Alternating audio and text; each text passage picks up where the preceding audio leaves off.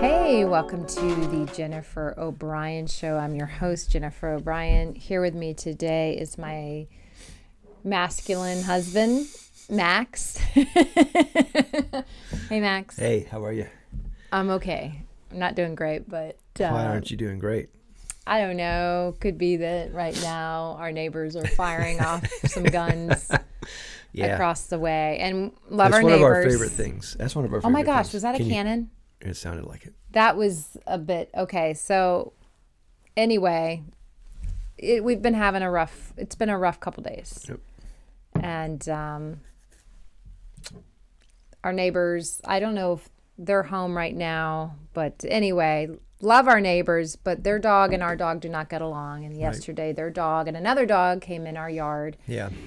Oh, there it goes again. And almost attacked our dog again. Right. And I said a cuss word that's my least favorite because I was upset. And because our dog's been attacked, I thought it was about to happen again. And I freaked out. And I'm just concerned for our dog's safety, and things aren't changing. And even though we have an electric fence, our dog can't leave our property. I can't control their dog coming onto my property and attacking. So I've been on the edge and really was like, I'm ready to move yesterday. Mm-hmm. And the guns aren't helping right now. Right. So, right, Snoopy. It's been a challenge. And just talking about rehoming the dog because I don't want... Might be what's best for him. Might be what's best because...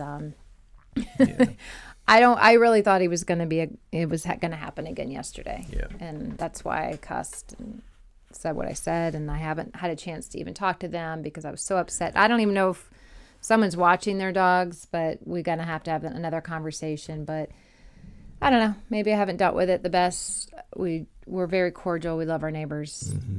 But nothing's changed. And the dog has come on the property numerous times, and I'm on eggshells for 2 years now with this whole situation. So I don't know. Lesson learned. Maybe I should have been more assertive at the beginning and called the right people and got animal control and all that involved. But it's just not the kind of person that I am. By the right people, you mean like mafia or?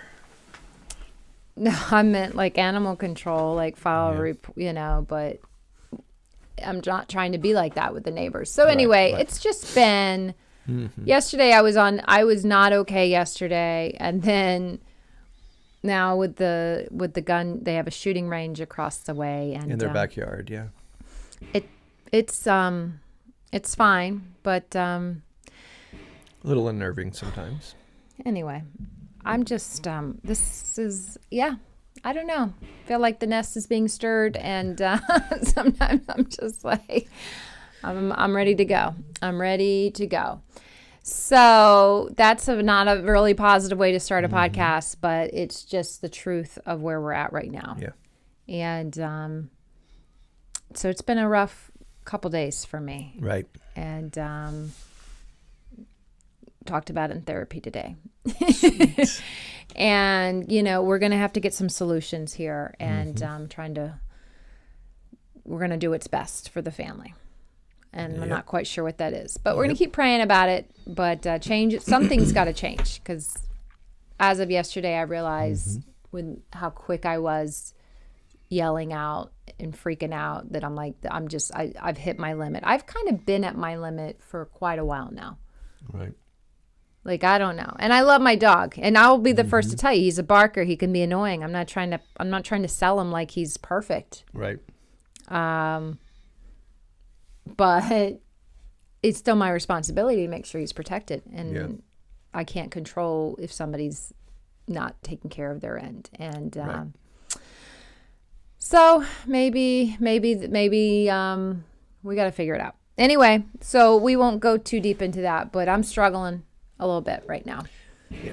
So there goes the cannons. So we're 5 minutes deep into it. Okay, so let's talk about something a little more light and positive, because I can go dark. Dark's not the problem. You know what I mean? So, honey, how you doing? I'm all right. I was just looking how small I look whenever I lean back. Yeah. If you lean forward and I lean back. I wonder if these funny. gunshots are going to get picked up on this I microphone. hope so. I feel like somehow, hold on, Scam Likely needs to call in. Let me give him my social real quick and bank information. No, I feel like, when you go to the Pirates of the Caribbean ride at Disney. That's great. That's back to back to back. That you just hear the cannon blast. It's like that. It's like that one time when I was coming home from grocery shopping with your mom. I didn't know there was any guns being fired. I was just walking in with the groceries from Kroger, and I heard a cannon, and I literally almost fell to the ground. I was like, and then I said some other words right there too, and I was like, what the, and I was crazy. I didn't do well that day either. And we've had a few incidences, and I'm at my age, I just get more and more where it's like, you know what? No more. I'm learned. I gotta stand up for myself. I gotta do what's best. And maybe that's moving or rehoming or both. Maybe. I don't know. Anyway, happy thoughts. And happy times. And there's just so much. I'm going to be honest. There's a lot going on in the world. So I'm kind of on the edge. Not edge, but I'm feeling a lot of stuff in my heart of hearts, and I'm just holding to the good, because there is still good, and prayers work, and I'm not trying to get too negative. But, we have a moth problem right now, too. That's a good one. That's a good one. Should we delve into the moth problem? No, so we went on vacation knowing, hey, we really got a moth situation happening in the garage. And we're like, we can't even deal with it. Let's go on vacation and then deal with it. Because that's what we like to do when there's problems. We like to put them off as long as we can until it's an emergency. Never put off until tomorrow what you can put off until the day after. That's what I'm saying. Yep. So now we're dealing with quite an issue and I found the source, because last year when COVID was hitting, it was like my inner prepper was like, oh my gosh, we've got to stock the garage. Or, that was probably not the right voice. Hi man, get all stocked up, okay? It's going down. So that's more the voice of the prepper within me. I feel like it's Southern. Right? All right. You feel that way? Yeah. Yeah, buddy. Yeah, buddy. Anyway, Listen. Oh my gosh. It's like a fireworks show. Anyway, I'm just I'm ready to go. Seriously, when we end this podcast, I'm probably pulling up the Zillow app on my phone again, and I'm going to start doing deep dives into that. I'm going to start having you look for work elsewhere. We're going to maybe we need to go live out in the country. But then all our neighbors are going to be like this, but it won't matter because we'll be so far away from them. It's like, I'm all You could go move in with my mom out in the country. Yeah, right. Oh my gosh. That's country. Yeah, do you want to tell the story about the time we almost did that? I'm a little ashamed of that one. Well, you brought it up, so you might as well finish it. So tell me that. I didn't bring that story. Well, you brought it. Well, you brought it moving in with your mom, so you might as well tell the story about the time that we felt overwhelmed in life. And we were way behind on mortgage. We were just yeah. So Kids, we thought the best young. thing to do was pull our oldest daughter out of school. We Third grade. took her out. Third grade. And we were going to move to Kentucky and move in with my mom, help her out there, and we were going to get a little relief. Well, we were going to move into the house on Jesse Street. True. It used to be at my grandmother's house, right? We were going to move into that. And that was not in good shape. It was not in good shape.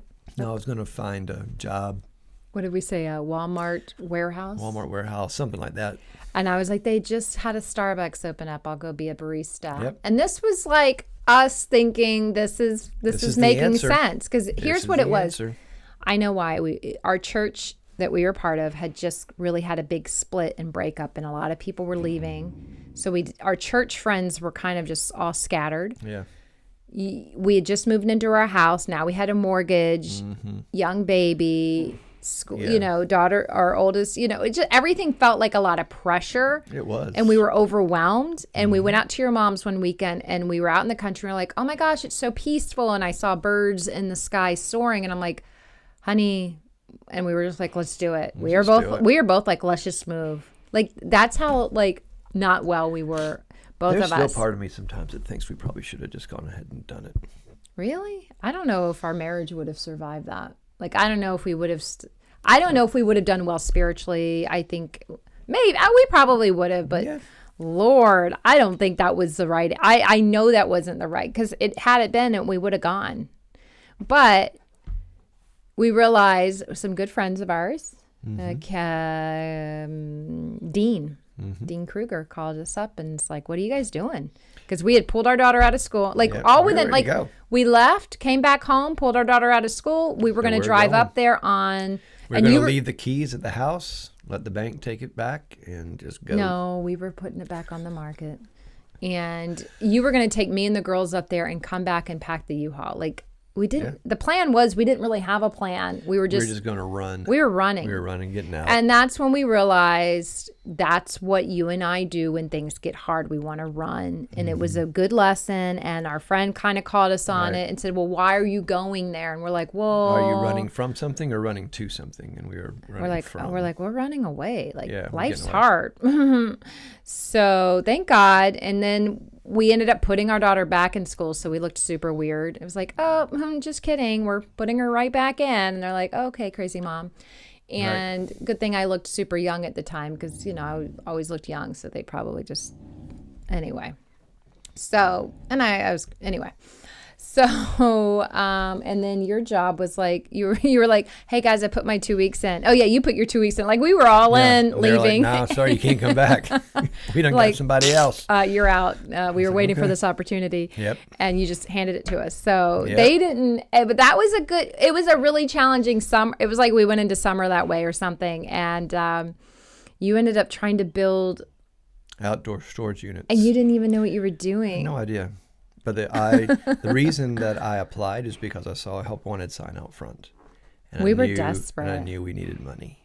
I had no tools. So I had no nothing. Had no building experience. You would call me up and you'd be like, I don't even know what I'm doing. I have and no idea what's going on. I don't know, honey. Fake it till you make it. Like right. just. And I faked it, but I never made it. So. Yeah, and then I remember like the truck breaking down. Like we were in the weeds. Like it went from worse to worser after that. Like, but then what came after that was one of the best working experience I've ever had. Worked with a great photographer in the Atlanta area, Kevin Garrett, and I learned Photoshop. Yeah. And I was a photo assistant for him. Yeah. We traveled. We had great, it was. We had a little money. All of a sudden, we was doing better than we was. Right. And we were like, okay. So that was such a blessing of a time. So that was good. So it all ended out all right. So lesson learned is run away and things will just eventually work out. Okay, dad joke. No. Sorry. It's awful. It was bad. Oh, I love you. No, the lesson learned was just stick it out. And now we ask ourselves when we do make decisions, we're like, wait, hold on. Are we running away or are we running towards? Right. Right now, I feel like I'd be running towards a better, more peaceful existence. But that's what we thought when we were going to my mom's too, that we were running to a more peaceful existence.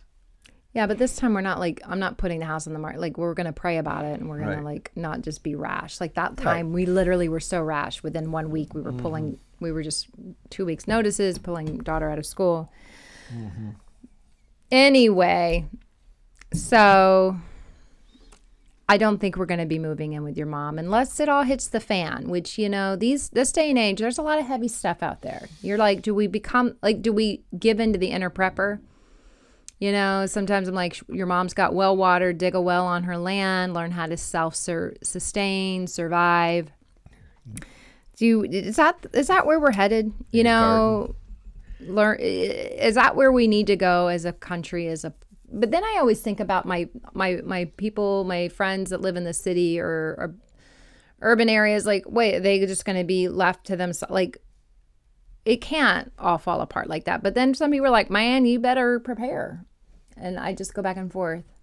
Like, that inner prepper in me is sometimes just like ready to like start setting snares and learning how to make pine flour and make biscuits, pine flour biscuits. Sounds and delicious. Pine needle tea, and I don't know.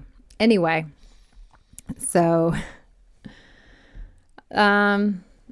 All right, so we're 15 minutes into this. What's next? Are you the timekeeper? I can see it on the screen there. I don't know. Would you like to say something? No, I don't have anything to say. Why are you sitting here then? Because you asked me to. Yeah, I thought we could come on here and talk. You want to talk a little bit about our vacation? Our vacation, yeah, that we took, leaving the moths behind. No, many moths left behind. Yes. Except now that we're trying to get rid of it, I put some bags of clothes to Goodwill in my car. So there you go. Here's some clothes bags with some moths in it. What did you see in the car yesterday? Today and today. And today, what did you see? A moth. Every time I open my car, I'm like, ooh, a moth. And I smack it. You're welcome, Goodwill. You're welcome. I haven't dropped them off yet. I'm debating if I just throw all the clothes away now. I don't know. I'm not trying to give somebody a moth problem. But if that's the least of your problems, maybe it's not so bad. At least they don't bite. Well, they might bite your clothes, though. I don't know. I've seen them. We got a problem. But we're dealing with it. Right. So vacation, we went to Florida. Mm-hmm. It's so funny now that we have a moth problem. Anytime I see something, I'm like, oh, there it is again.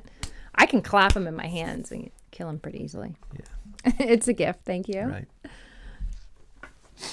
Go ahead. I'm sorry. No, I just went to Florida. Yeah. Let's talk about the vacation already. Okay, so what do we want to talk about first? The COVID, the red tide. COVID? When did COVID come into the vacation? Florida is a COVID hotspot. It is that's always fun when you're realizing you're going right down in the Delta variant. And then we went on the West Coast side, stayed at your aunt's house. Clearwater. And there's red tide right now. Right. And red tide's this algae bloom that's killing all the poor sea life. Mm-hmm. And it causes respiratory stuff for... In the weak. And sensitive, which I was like, well, I'll be fine. And I wasn't. And I thought I was coming down with COVID. Right. But yeah, because we got to the water. We didn't see any signs of... We didn't see dead fish. And there wasn't anything red in the water. But the wind was blowing like really, really hard from the south, which is where it was really bad. Yeah. And so whatever spores or whatever it is that came up there, and we heard people all around us coughing. And I couldn't stop coughing. She was coughing a lot. But here's what had happened. I ate a 10-piece, well, I only ate 9, of McDonald's chicken nuggets. And I don't usually eat a lot of that because of the breading and stuff. So I thought it was possibly something I ate, and I was like, ooh, my body's just not liking it. So I just thought Which is always what you think, right? When I eat crap, I usually... anything, it's always what must have been what I ate, and then that's when we get the rundown of what you've eaten for the last 2 days. Yeah, because I've learned to keep a food diary, because it usually does go back to foods we eat. That's the biggest source of sensitivities, and if people would just look at that, they'd probably feel a lot better, and I know I do. Like me. Yeah, don't get me started on you. I've been working on you for 20 years. Mm-hmm. Oh, that's right. Anyway. So I thought I was reacting to the McDonald's nuggets, thinking maybe it's just causing some phlegm and stuff. So, but I couldn't stop coughing, and you had to go back to the car and get me some cough drops. And I was chugging water, just thinking, let me just flush the nuggets, flush the nuggets out. Right. Do a little nugget flush. And so we went out, we got in the water. The nuggets were good, by the way. We really had to get used to the water because it was so hot. I mean, it was like hot water. It was like bath. It wasn't refreshing at all. Ugh. Yeah. And it's so like a cozy. Yeah. So we spent some time there, and then we. I stopped. You were like drawing me out to the water, and honestly, when I went out to the water, believe it or not, just moving around, I stopped coughing when I was out there. I was like, oh, whoa, maybe something out here in the water, the salt, something helped me. I guess being submersed in the red tide was actually submersion therapy or something. Like but then the minute I got back kind of on land, I remember like it started back up again. I was like, whoa, here it is. I thought, go ahead. No, I was just saying, but then as soon as we left, no more coughing. Yeah, I really thought, oh man, we're going back to your aunt's. This vacation's looking different. I'm hunkering down. I got Delta. I got the Delta. But I stopped. Yes. And so thank God it was the red tide. I was the sensitive person. Winter's calling me. All right. I think she's trying to stay a little bit later where she is. Okay. Let me just message her and let her know we're doing this. Right. So anyway, tell them about the big fun thing we got to do while we were down there. Because at that point, we couldn't go back to the beach because I was coughing my head off. Oh, okay. So we've been watching this. Well, I don't know which came first. I guess going down to Clearwater, we heard that it was kind of the Mecca or the home base or whatever of Scientology. So we drove down to that area just to see what was going on. Mm-hmm. And sure enough, we got down there, and during the same time, we're watching the Netflix expose or Leah Remini, all the different stories. So at that time, we'd only seen a couple of them, I guess. Mm-hmm. Yeah. So we walked down there, we parked, and I guess this was a Sunday afternoon. We were actually thinking about going down and seeing. We were like, let's go to a church service. Like, let's just go. Let's be visitors. Right. But we got there too late. Yeah. It was later in the afternoon. But it was a ghost town. Nothing was going on down there. And so there's the Scientology, the big main Scientology building, and then there's another building right across the way. Mm-hmm. And then there's all up and down the strip are just little Scientology buildings. Like little, they almost look like businesses, but look like Truman Show. Yeah, it looks like a movie set. Yeah, really did. And you look inside, I don't think we might have seen a couple of people inside. Oh, and they're all like dressed in like these these suit vests. Right. And like nice pants. And this one guy had patent leather shoes on. Looked very nice looking kid. And I was like, I kind of wanted them to try to convert us. Like I wanted to have that conversation. With one lady who was helping people off of a little shuttle bus, and she was very nice.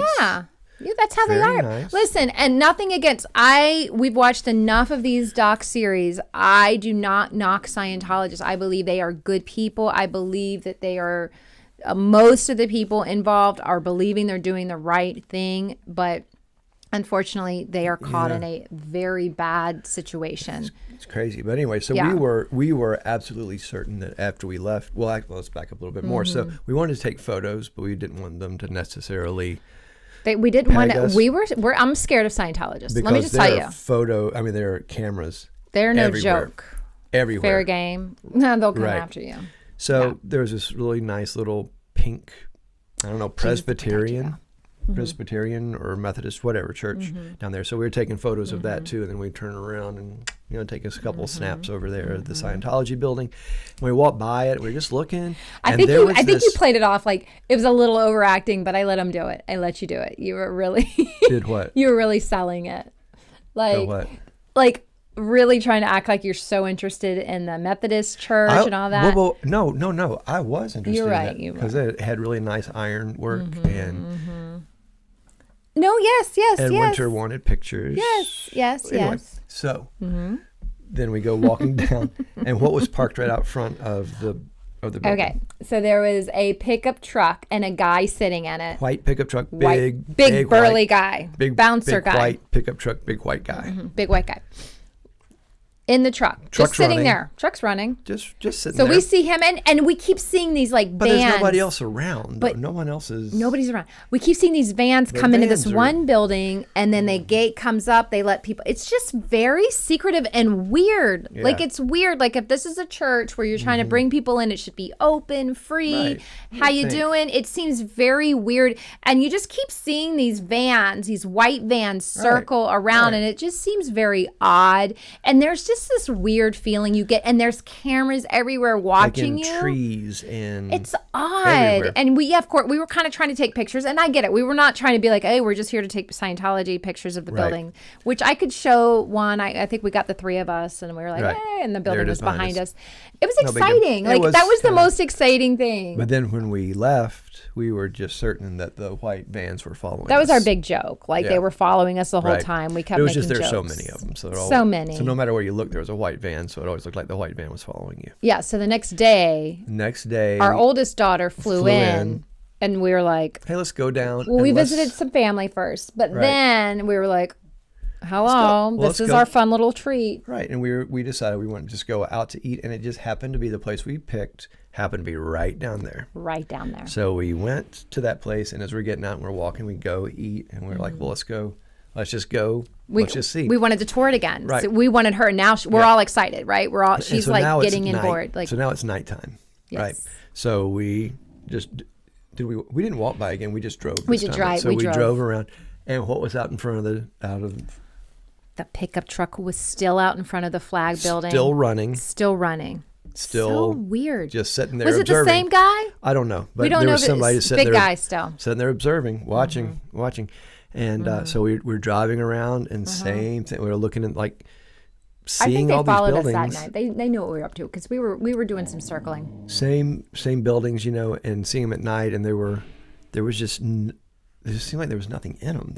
It's so weird. It's like all this, which we've learned now. They have all this money and they can't sit on the money, so they have to create real estate. They have to buy buildings, but they don't have the people to fill the buildings with. So they have all this property and all these buildings with nobody in them. It's like a ghost town. It's weird. And it was. So that was but there was something kind of adventurous about that. Oh, it was so fun. So that was like our whole joke the whole time. Like, they're coming after us. It's always fun to joke about the Scientologists coming after you. Until they hear about it. So no one letting Until Scientologists they actually do. Like, I do not want to mess with them. To this. God bless them. Pray for them. I hope it all falls apart and that those people that are in it are set free because it's very sad. We don't want to be labeled as what are they called? Suppressive persons. Something like that. But yeah, it's a very interesting, like that's our new little thing. We just watch and every episode I definitely cry. Anytime someone cries, I'm like right there. And Leah, I love watching her. She's so fun. She's so real. And Mike Lendl or something, he's great to watch because he's Australian and he's Scientology. He used to be one of the big wigs. Yeah, he was one of the big guys. So anyway, that's our new little treat. We like to watch episodes at night, watching that. It's cozy up right before bed. And then we got to go to St. Augustine, our favorite time. So hubby. on our way to St. Augustine, because we didn't, as we were on our way, we still didn't have a room, right? So we decided. Oh, but we did get to drive a Tesla. Okay. Well, you did. I didn't. Step it back. Yeah, so we did. We drove a Tesla. That was very fun. I drove in it. Yes. So, but then I just found out this week a Tesla, I forget where it was, but it killed. It had another accident. So they don't have that thing down. I mean, I don't think I'm ready to get one until. Well, I don't mind getting one. I'm just not going to turn over to let it automatically drive. Automatic drive, yeah. There's kinks. They still have not worked out. That was odd. Even when I was sitting there with my hand on the wheel, and it would follow this, the stripes and kind of it. Yeah, I just like being more in control than that. But anyway. Yeah, my uncle's still working it out. Right, but it's fun. Oh my gosh, I don't know what you did, but my uncle took it like 0 to 60, like on a side street in Florida. Yeah. And it took my stomach. Like my stomach gets taken like that after two kids for some reason. Yeah, so fun. Yeah, so I was he let me drive it, and so we were on I guess it's not really like a side street, more like if you're familiar with Atlanta, like a Highway 92 kind of street, you know. But he just said punch it. So okay, so I was going about 30 at the time, and I punched it, and we were at 80. Wow. Like nothing. Oh, it's like a roller coaster. That's the only way to describe it. And you don't even hear, there's no revving. There's it's just like fast. It's like, feels like a roller coaster. You just get pushed back in your seat and. It's amazing. Yeah. It's exciting. I want one. Yeah. Right. So we want one. Yes, I do. We do. So anyway, so then we're on our way.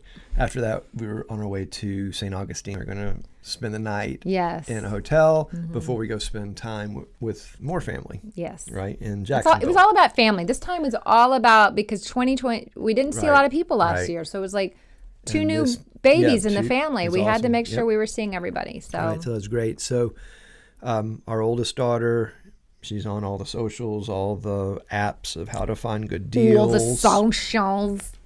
Yeah. Excuse me. It's like Hopper is where we booked. Okay, we booked it on Hopper. So, so the pictures on Hopper look great. Oh, well, tell them about what you used to do when you worked with Kevin. That's what you used to do. You used to go into hotels and take pictures. We did. We take one of the things you all used to do. Right. We did that quite a bit, but it was a little different. We didn't take deceiving pictures. The pictures we took were. What are you looking at me like that for? Well, the whole thing as a photographer is you get the best angle. You want it to be as roomy and as big, right? Aren't you? You just want to get everything. But you would move chairs. You would take things out of shots to make it look wider, bigger, right? So I mean, you do manipulate the. We would stage the room. Stage it. That's the word. But we wouldn't use a lens to make it look bigger.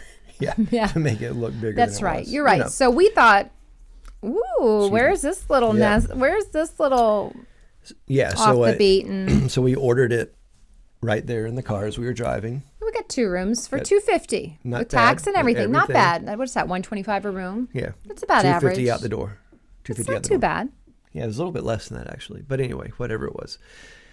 And so, but then when we pulled up, and it happened to be a hotel that we've driven, or a motel that we've driven by several times visiting, that we've made comments of, we'll never stay at a place like that. But we did. So on the outside, it didn't look like, but inside, it wasn't bad. It wasn't. You walk in, you're like, yeah, you've put fresh sheets in bed, and they renovated it. Yeah. Although the girl's phone looked like it was straight out of 1980. Like there were some things you're like, okay, we didn't get the reno on the telephone or the alarm clock here. It was like. Like, do we even need it? Nobody uses it, but right. So anyway, so it was good. Yeah, it was good. We had they had the little continental breakfast, but we just ended up just getting. Oh coffee, no, it was a small room, and I was just going to get coffee, and like people were coming in for like double dosing, and I'm like, and they're all just let me get a cup of coffee. It was just too much. Yeah. I'm like, I can't eat under these. The whole mask, no mask thing. People like they're starting to mask up again, and I get it, but it's just I felt, I just get me out of here. That's what I say. And we had breakfast at a really neat place, Casa something. They're not even on Google yet, or I'd really promote it, but. That was fun. Oh, but before we left the motel that morning, I was so excited we stayed there because we got to go to Ripley's Believe It or Not. We didn't go do the tour, or I think it's one of those, or no, it's not Ripley's. It's something else. The Fountain of Youth. Fountain of Youth, yeah. And they have peacocks now, which they have introduced them into that area. Yeah. And that morning... So we got out, and so as we were kind of, since we were just walking, we were walking in through the out gate, and they has some old houses and things, and the peacocks were up on the houses, and it was kind of cool. And tell them what happened with you and a peacock, honey. Nothing really happened. Wasn't there a little fighting going on? There was a little trash talking. And there was never really any altercation other than the trash talking. Let me tell you, ladies, if you've never seen your husband fight with a peacock before using their peacock language, then let me just tell you, did things to me. I was feeling stuff that I haven't felt in quite a while. You recorded it, right? I did. Right, so I did. We'll tag it in here or something. We'll tag it in. So all of a sudden, I had to defend your honor because he was trash talking. He was trash talking me apparently. So, and can you just give a little taste of what the noises that you were making? Maybe we'll just leave that for the actual video. And then afterwards, I don't know if we talked about it on the video, but afterwards you felt like you and the peacock had a mutual respect for each other. After anytime guys fight, right? Then there's that mutual respect, you know. And we left, So now you and this peacock somewhere down in St. Augustine had this mutual respect. Yep. And basically it was you making peacock noises. And well, he was making peacock noises too. Yeah.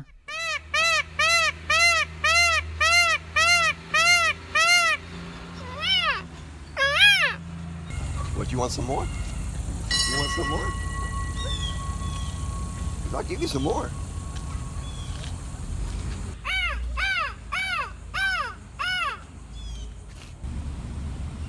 I got a new best friend.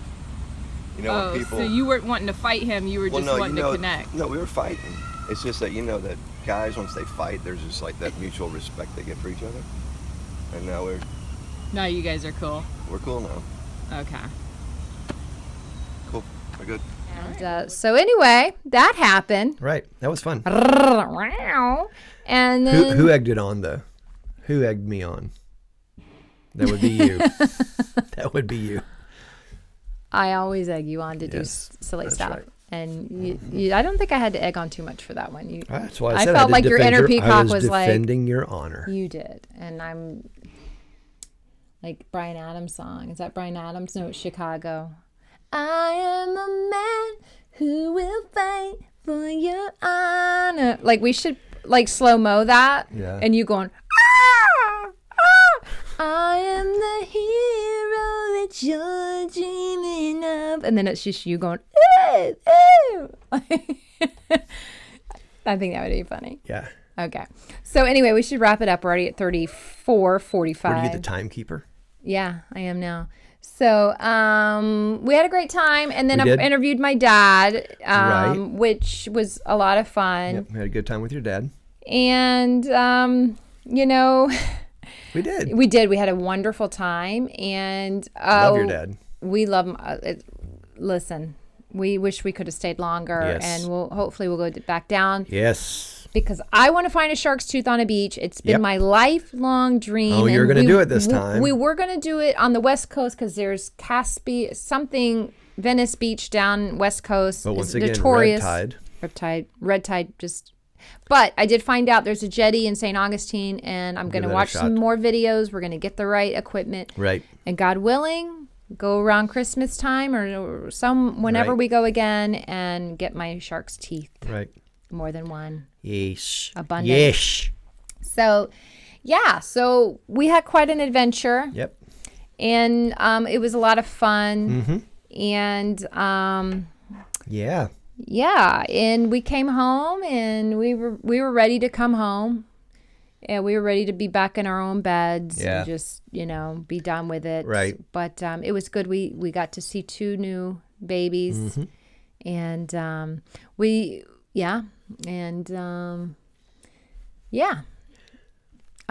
you didn't want to try alligator's tail. I thought I'd get Max to try some alligator's tail while we were down there. Can't bring myself to eat reptile. Sorry. Yeah. I'm not saying like, oh, you gotta try the alligator tail everywhere I go in Florida. You haven't tried the alligator tail. You gotta try the alligator tail. Like, it's not like that, but it was just like, we're here. And I thought you'd be on that adventure, but somebody was tired from the beach that day. And I think had I caught you in a better mood, I could have got you to at least step out. No, I will not eat snake. I mean, if I'm dying and that's the only thing that there is, I'll do it. I'm not eating snake. I'm not eating alligator or any other reptile. In survival, yeah, if there's nothing else. But don't you want to just be able to have that adventurous spirit to say you tried something? Like, would you try a cockroach? No. I almost would, even though I detest cockroaches. Oh, where were I dying? Oh, in Florida? You know what? There's something about a Florida cockroach. Boy, those guys ginormous. Are big and fast. And they fly. Fast. I guess they're palmetto bugs. Now you know why I'm scarred with cockroaches. Like, there's an aggression with them. And, like, what? I have been overcoming my fear of cockroaches because we still get cockroaches in our house sometimes. Not that much. Not that much. We usually by the time, if they infiltrate, they're dying because they probably passed through some poison. That's right. You have grown significantly. Leaps and bounds. Used to always you would find it no matter what time of the day or night. I would have to go hunt it down.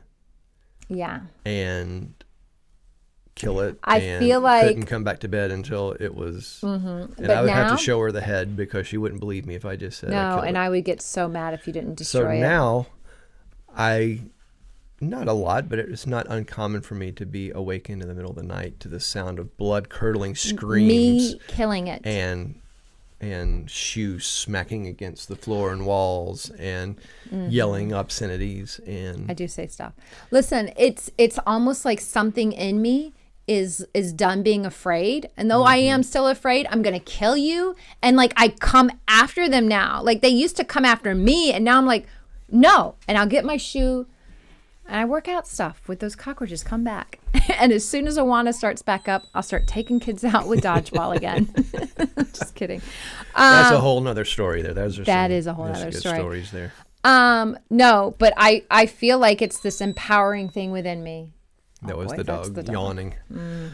So, but Florida cockroaches, let me just tell you, I was bad. I am not ready for that. That's a whole nother level of roach. Right. And I had to come and get you a couple times at the condo because I was like, they're fast and they just, and I get like a cockroach. Who took care of them though? You did, thank God, because, like I just, Yeah. You know, that's one thing. And you don't get over that. You don't just get over a cockroach fear. Like as a kid, especially when I lived at the beach, when you've had cockroaches, you're just laying there and they're just walking by your face. Like stories I could tell you about the infestation in my car one time, because I would leave my windows down, you know, and one time I had a family of cockroaches living in my Dodge Dart thing, or my K car, not Dodge Dart, K car. And I would be at a stoplight and all of a sudden they'd come out and I'd freak out and I'd have to pull over, open the door to try to kill them, but then they would scurry and hide again. And that was miserable. Yeah. And the only way to get rid of them is I had to leave my windows, continue to leave them open, that they would leave. And they eventually did. But many stories. That is deep. Many stories about cockroaches. Yes. Yes. Yes. Yes. Yes. Oh, you know what? Speaking of that car, it's Scam Likely. Hold on. Let me. They just love me, and I just need to give them some. Another call. Another call from Scam Likely. Hello. Okay, I just want to tell a really funny, quick story. This is just going to be a podcast. Well, okay, so I want to tell the story because it's the same card. It reminded me of the story about an ex-boyfriend one time. I had a boyfriend for a while, and this is when I was in college, community college, not trying to brag. This is when I was in Brevard Community, down in Brevard County in Palm Bay, Florida. And I was dating this guy, and he was a vegetarian. And for my birthday, he gave me a book, and it was called Factory Farming. And it was telling me the truth all about meats that are produced in factory farms and how disgusting it is. So I kind of forced my hand to become that vegetarian. And he was really pushing hard, especially with that birthday gift. And so I somehow in all that, I am a meat lover. I'm a meat lovers. And I decided to become a vegetarian. And I did become a vegetarian. For 6 months, I was a vegetarian. And let me tell you, for 6 months, this is a big deal for me. So like I learned you could go to Wendy's and order a burger with no meat, and they would put the cheese, the lettuce, the tomato, the mayonnaise, and I'd eat that with fries. Like I wasn't like a healthy vegetarian. I just didn't eat meat. You know what I mean? I've been around you when you haven't eaten meat for a while. I don't think I would have wanted to be around you during that 6 month period. Like it wasn't good. That whole relationship wasn't good. But anyway, so I went on a trip to New York with my friend Chris. And while we were in New York, what did you have? Mama had some meat, okay? Because his cousin made some spaghetti and it had meat sauce in it. I was like, screw it. And I ate some meat. And I really wanted to go to White Castle while I was up there, which is like the crystals of the North. And I've never even eaten a White Castle. And I was obsessed because of the Beastie Boys song. I think, it was in one of their songs. And I was That's the dog. Okay. Barking at the neighbors. Excuse me just 1 second. This is beautiful. You know, sometimes you got to do what you got to do. And Snoopy, come on, Bubba. Yeah. Let's just calm your spirit. He's a barker. And, this has been a very... Oh, now he's going to whine. That's good. Now he's in his kennel. So let's wrap it up. We'll wrap it up. Okay, long story longer. Anytime someone says long story short, it's already gone too long. Okay, so now we're going to hear the whines for the rest of this podcast. So you can see why I've been on edge lately. Okay, I had meat. Right. Okay. So, I just go too many rabbit holes. I come home from that vacation or that time. Right. Me and this guy, we're about to break up. He had just moved back into his house with his parents. I was like, yeah, this isn't going to work.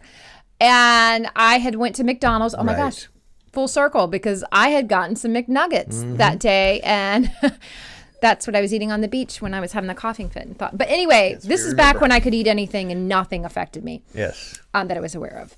So I had an empty McNuggets and some fries and an empty trash bag, like McDonald's bag, on the floor. No wonder I had a roach problem in my car.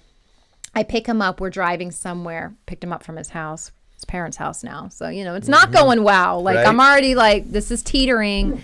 So I'm eating meat on the side. He doesn't know I'm eating meat now. Right. Picks up the bag, opens the bag, looks in, pulls out the empty chicken McNugget box. He's like, whose are these? And I'm like, they're mine, dude. He's like, oh, dude. Like, he mocked me because I called him dude. And he's like, whatever, dude. You're eating McNuggets. Like, he went off on me for eating chicken McNuggets. And I'm like, what's the big deal, dude? Or I don't know. Like, all of a sudden, he was so mad. He's like, stop the car. And I'm like, what? He's like, stop the car. I kid you not. I stopped the car. He got out of my car and started walking back to his house because I ate chicken McNuggets and I called him dude. I guess he didn't like me calling him dude. Right. Oh, there goes scam likely. No, so anyway, that's my chicken McNugget story. Right. So that's good. We're at 45 minutes. Okay, good time to wrap it up. So I always like, well, should we leave it with some message of hope? Go ahead. I felt like we really rushed it right there. Like, you're putting the pressure on me. I'm sorry. This is your podcast, and I'm trying to cut it short. I'm sorry. I am sorry. Would you please forgive me? Oh gosh, now that didn't sound sincere. It did it first, and then it went from sincere to insincere. Well, you always. I feel like you're mocking. Okay, listen. You're mocking. No. He's mocking. I'm not mocking. You have made it a point to say that you think that it is important not to just say I'm sorry, but to say, would you please forgive me? I absolutely 100% so I do that. think you should say that when you're apologizing. And I did. I feel like you're doing it mockingly though right now. No, that's you're projecting, my love. Am I really? Because I feel like you said it in a way that you're like, would you please forgive me? I don't know. We'll go back and listen to how I said it, and we'll see if it sounded like that. You're stirring the pot. Okay, so message of hope is, I have so many messages of hope, but is there anything that's God's pressed on your spirit lately, honey? Anything that you've experienced in a quiet time, or something you want to share, or a scripture, or anything along those lines? Not off the top of my head. If I had have thought about it beforehand, maybe, but. Put the glasses on. Okay, well, I'm listening, and this is going long, and there's not much I can do about it, and I'm so sorry. How about this encouraging scripture in Ecclesiastes? This is really not what I was going to talk about, but it's Ecclesiastes 7, verse 28. It says, while I was still searching, but not finding, I found one upright man among 1,000, but not one upright woman among them all. That's an encouraging scripture for all the ladies out there. Good. And we're going to just close on that. No, yeah. I read that and I'm like, okay, is that like a lost in translation thing like that? Sometimes, like, I'm going to be honest, like, you read Proverbs, Bible doesn't look good for ladies sometimes. Although Proverbs 31 kind of makes up for it, but it's just like, sometimes that's a lot to keep up with. But you go read about the adulterous woman and she's ensnaring the guy, and you read about just some of these women that can be super wicked, and you're like, ooh, yeah, not one upright woman. Okay, well, should I even try anymore? I'll be honest, it can be a little discouraging, but I'm sure it's a lost in translation because I know some amazing women. But, you know, let's just be honest. Women, we could be sweet as pie, but we will cut you if you hurt us or our family. Stop doing that. Don't make me cut you when this is over. I saw somebody with a bumper sticker, I will cut you, and it's a pair of scissors, and I figured they're a beautician, or they really like go around cutting people with scissors, and they're like gonna. I heard a radio show today of Steve Dace was just going over all the Bible scriptures that people use out of context. Oh, really? It's pretty good. I only got to listen to the first couple ones. Do you remember one of them? Mm-hmm. Which one? I have plans to prosper you, not to harm you. Plans to give you hope in a future. Yep. And tell me how that's used out of context. Well, I don't really have time to go into the whole thing right now. You can't just do that. Say, at least enlighten us with something. Well, you have to go with the whole thing of them. They're returning from the exile. Right? Mm-hmm. Yeah, so it was like a bunch of other stuff that was going on too. But if you seek God with all your heart, all these things shall be added. I do think it does come with a promise. I think anytime we seek God, I mean, right? Should we go to that one? You mentioned it. You can't just drop that bomb and let's not explore it. Let's go back. It's a letter to the exiles, Jeremiah 29. Mm-hmm. When the 70 years are completed for Babylon, verse 10, I will come to you and fulfill my good promise to bring you back to this place. For I know the plans I have for you, declares the Lord, plans to prosper you and not to harm you, plans to give you hope in a future. Then you will call on me and come to me and pray to me, and I will listen to you, and you will seek me and find me when you seek me with all your heart. And I will be found by you, declares the Lord, and I will bring you back from captivity. And he goes on to tell him he's going to bring them back. So the promise is he's going to prosper them, but they do need to seek him with all their hearts. So is that what he was saying? I didn't get to listen to the whole thing, so I'm not sure. I was just making the statement that he was going through scriptures that were taken out of context. So I can't tell you everything that he said about it. Well, you brought that one. I thought you brought that one up because you knew. Because this is the first one I heard him mention, but I had to go into a job site, so I didn't get to hear the whole thing. Well, that will be our scripture today. And if you do know that scripture, just make sure if you're going to seek him, you seek him with all your heart, or he will not prosper you. Mm-mm. He will harm you. No, God does not intentionally harm us. But God does discipline us for our good, because that's what a good parent does. They discipline their children because they want to protect their children in the long run. Mm-hmm. And God is a good father. And there's a scripture that says, no discipline feels good at the time, but very painful. And if anything, I think we're all experiencing some sort of pain on some level right now with COVID, with the new variant, with political stuff, with, I mean, just turn the news on, the Afghanistan stuff. We're getting hit with so much stuff in the news, and what's going to come with the new variant and this feeling of hope. And then now these vaccine passports, like it's so much, and the vax versus the unvax and the division, and it feels like so much. But I think there's a point and a purpose that we as God's children need to press in further, and we need to be seeking him more. Mm-hmm. And something that God's really been placing more and more on my heart is spending time in prayer. Mm-hmm. And because I can listen to a lot of news, and I get my news from YouTube, and I watch a lot of videos, and but making sure that I'm spending adequate time in the Word and meditating on the Word, praying not only with myself, but with my husband and with people of faith, and encouraging those in faith, because people are fighting real battles. You know, we have a friend this week with her daughter with COVID, and she's had COVID before, and she did get the test results. She doesn't have it this time, but it's just like a lot of people I know are going through a lot of hard stuff. Mm-hmm. And I think it does start with the children of God. And as his children, I think just like our own children, he's not doing it he's doing it to help us. He's doing it because we're his children and he loves us. And I'm not saying God caused all this. I'm not trying to say that, but I'm saying that God uses all of this, and his plans are to prosper us and not to harm us, to give us hope in a future. But we do need to seek him and pray and spend time in his presence. Mm-hmm. So maybe we can full circle that somehow. And you have any thoughts to add to that, Mr. Max Stamper? That's all good stuff. All good stuff. Yeah. Well, thanks so much for joining us today here on the Jennifer O'Brien Show. Yes. I've been your host. Yes, you have. And Snoopy joined us today. Yep. Our neighbors firing guns joined us today. They didn't even know they were going to be on the podcast, but they made it. And my super hunk of spunk, Max Stamper. Thanks for coming on here again. Thanks for making me. All right, we'll see you next time. Thanks.